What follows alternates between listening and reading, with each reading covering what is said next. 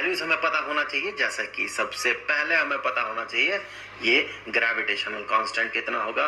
तो gravitational constant इसका value जो है ये है 6.674 इंटू 10⁻⁻11 और इसका जो यूनिट है ये है Newton metre squared per kilogram squared.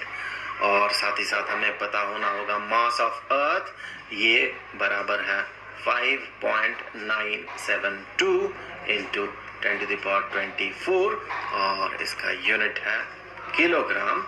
और हमें पता होना होगा आर का value, radius of earth.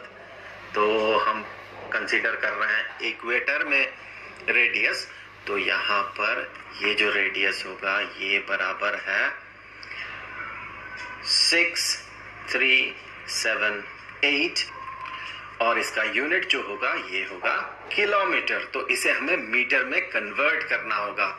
So metre में कन्वर्ट करके यही वैल्यू जो होगा ये होगा 6378 इंटू 10⁻³ मीटर। तो उसे आगे हम और भी अलग तरीके से भी लिख सकते हैं, तो इंटू 10⁻³ इतना मीटर।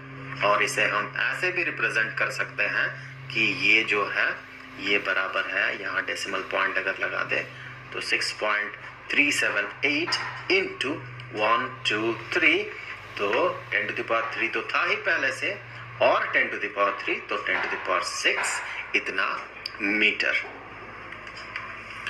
तो तीन वैल्यूज हमें मिल गए, जी, एम और आर का। वैल्यूज को पुट करें तो हमें मिलेगा इसका वैल्यू।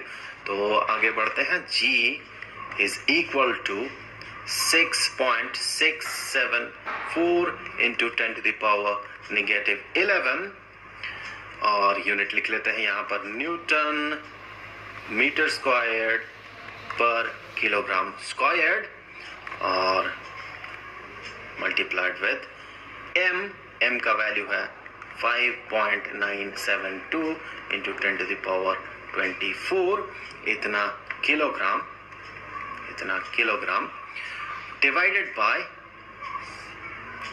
बाय आर स्क्वायर्ड, तो 6.378 इंटू 10⁻6 इतना मीटर। ये तो हो गया आर, इसे हमें स्क्वायर करना है, तो इसी का स्क्वायर।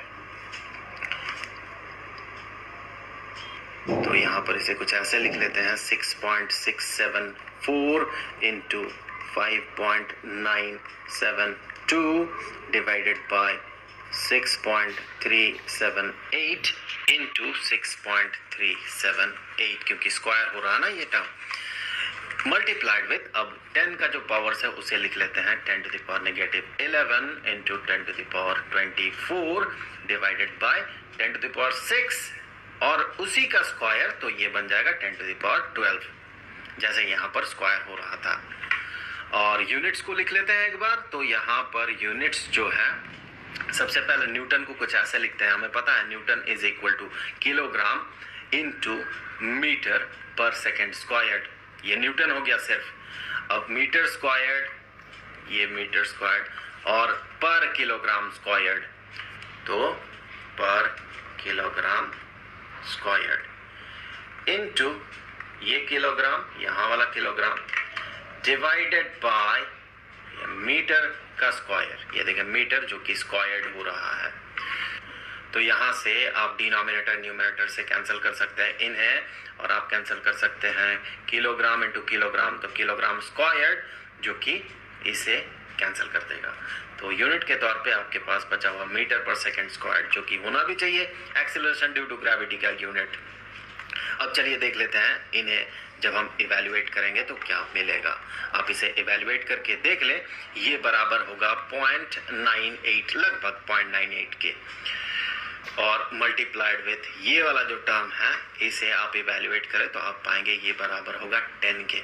और यूनिट के तौर पे हमें क्या मिला था, हमें मिला था मीटर पर सेकंड स्क्वायर्ड।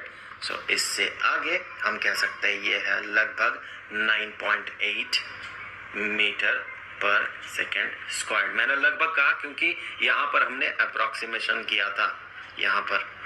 सो ये वैल्यू जो है, ये अगर यही डेटा रहे एग्जैक्टली सेम, तो आप पाएंगे ये बराबर होगा 0.979798 एंड सो ऑन। तो ये बहुत क्लोज